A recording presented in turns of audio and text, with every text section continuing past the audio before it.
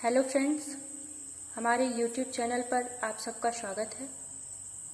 हमने अपने इस संपूर्ण पाठ्यक्रम में TET, C TET, NET, assistant professor, BEd, MEd एवं शिक्षा से संबंधित जो भी अन्य एग्ज़ाम होते हैं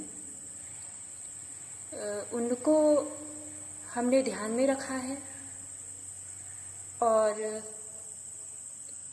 इन सभी एग्ज़ाम को ध्यान में रखते हुए हमने इनसे संबंधित सभी विषयों को पूरा करने का निर्णय लिया है और मैं अपने इस चैनल के माध्यम से ये पूरी कोशिश करूँगी कि मैं आप लोगों को अच्छे से अच्छा मटेरियल प्रोवाइड करा सकूं और उसमें आप लोगों को कोई भी कन्फ्यूज़न होता है तो प्लीज़ आप कमेंट बॉक्स में जाकर कमेंट ज़रूर करें, जिससे मैं अपने आप को थोड़ा और इम्प्रूव कर सकूं और आप लोगों को शिक्षा से संबंधित अच्छे से अच्छा मटेरियल दे सकूं। अब मैं अपने सब्जेक्ट पर आती हूं, जो है भारत में शिक्षा, स्थिति, समस्याएं एवं मुद्दे। Education in India, status, problems and issues. वैदिक काल से लेकर वर्तमान तक हम इस पर चर्चा करेंगे और वैदिक काल से लेकर वर्तमान तक इस शिक्षा में जो गुण एवं दोष रहे हैं वो मैं आपको बताऊंगी। तो सबसे पहले टॉपिक पे आते हैं वैदिक कालीन शिक्षा पर, एजुकेशन इन वैदिक पीरियड। तो वैदिक कालीन शिक्षा के अंतर्गत हम विभिन्न बिंदुओं पर चर्चा करेंगे, जैसे वैदिक कालीन शिक्षा का समय कब से कब तक रहा, शिक्षा का अर्थ क्या था, मीनिंग ऑफ एजुकेशन, शिक्षा के उद्देश्य क्या थे, एम्स ऑफ एजुकेशन, वैदिक काल में शिक्षा का स्तर, लेवल ऑफ एजुकेशन इन वैदिक पीरियड, वैदिक कालीन शिक्षा के गुण एवं दोष, मेरिट्स एंड डिमेरिट्स ऑफ वैदिक एजुकेशन। तो वैदिक कालीन शिक्षा के अंतर्गत हम इन सभी टॉपिक पे विस्तार से चर्चा करेंगे। तो हम अपने पहले टॉपिक पे आते हैं, वैदिक कालीन शिक्षा का समय।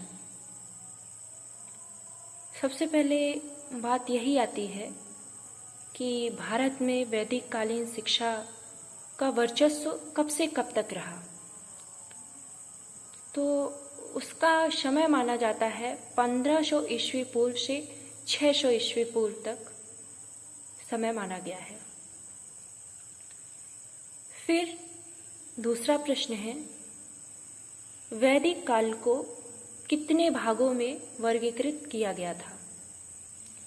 इसका उत्तर होगा, वैदिक काल को 2 वर्गों में वर्गीकृत किया गया था। पहला था पूर्व वैदिक काल, या इसे ऋग्वैदिक काल भी कहा जाता था। दूसरा था उत्तर वैदिक काल। पूर्व वैदिक काल या ऋग्वैदिक काल का जो समय था वह था 1500 ईस्वी पूर्व से 1000 ईस्वी पूर्व तक, तथा उत्तर वैदिक काल का जो समय था वह था 1000 ईस्वी पूर्व से 600 ईस्वी पूर्व तक। अब पूर्व वैदिक काल या ऋग्वैदिक काल की जो शिक्षा प्रणाली थी उस पर संपूर्ण हक ब्राह्मणों का था। इस वजह से कुछ इतिहासकार पूर्व वैदिक काल को ब्राह्मण काल की भी संज्ञा देते हैं। उत्तर वैदिक काल में भी शिक्षा प्रणाली पर अधिकांशतः अधिकार ब्राह्मणों का ही था। एक तरह से ये देखा जाए तो वैदिक शिक्षा प्रणाली का ये एक मुख्य दोष था। अब तीसरे प्रश्न पे आते हैं। ऋग्वैदिक कालीन शिक्षा को और किस नाम से जाना जाता है? तो इसे अन्य नाम है इसके ब्राह्मण शिक्षा पद्धति, या इसे शिक्षा की गुरुकुल प्रणाली भी कहा जाता है। ब्राह्मण शिक्षा पद्धति इसे इस वजह से कहा जाता है क्योंकि मैंने आपको अभी बताया कि इस शिक्षा प्रणाली पर संपूर्ण हक ब्राह्मणों का था, इसलिए इतिहासकार इसे ब्राह्मण शिक्षा पद्धति या ब्राह्मण काल की संज्ञा देते हैं। अब नोट है, एक गुरुकुल प्रणाली ऋग्वैदिक कालीन शिक्षा की खास विशेषता थी। ये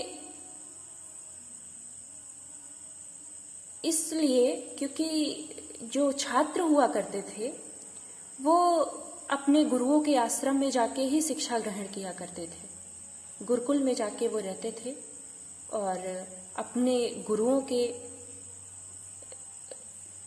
आचरण को पूरी तरह से पालन करते थे और अपने गुरु को ही अपना आदर्श समझते थे। तो आज हमने चर्चा की वैदिक कालीन शिक्षा का समय कब से कब तक रहा। कल हम चर्चा करेंगे शिक्षा का अर्थ। वैदिक काल में जो शिक्षा का अर्थ था उस पर कल हम चर्चा करेंगे। शिक्षा का उद्देश्य क्या था, इस पर भी हम चर्चा करेंगे। आज के लिए बस इतना ही। अगर आपको मेरा ये वीडियो पसंद आया तो इसे लाइक करें, हमारे चैनल को सब्सक्राइब करें और अपने दोस्तों तक इसे पहुंचाएं। धन्यवाद।